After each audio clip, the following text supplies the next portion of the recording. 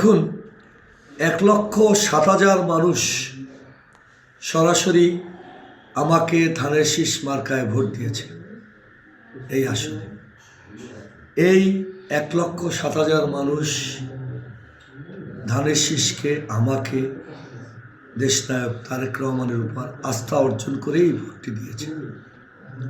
যেহেতু আমি জনাব তারেক রহমানের প্রতিনিধি, দেশমাতা বেগম খালেদা জিয়ার ছেলেও আমি পেয়েছি, এই এলাকার সকল মানুষের প্রতি আমার যেমন ভালোবাসা রয়েছে, তাদেরও আমার প্রতি সমর্থন রয়েছে।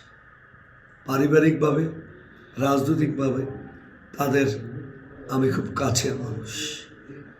সব মিলিয়ে একটি কথা বলতে চাই, পরাজয়টি দলের এই নির্বাচনে আমার সংখ্যাতত্ত্বের ভিত্তিতে হলেও সাধারণ মানুষের ভালোবাসা থেকে আমি কখনোই বঞ্চিত হইনি। আমি সম্মানিত ভোটার, যারা ভোট দিয়েছেন অথবা না দিয়েছেন, সকলের প্রতি অনুরোধ, কথা বলার রাজনীতি মানুষ আর বিশ্বাস করে না। আসুন আমরা ঐক্যবদ্ধ হয়ে অবহেলিত পিরোজপুরকে উন্নয়ন, শান্তি, সমৃদ্ধির পথে নিয়ে যাই।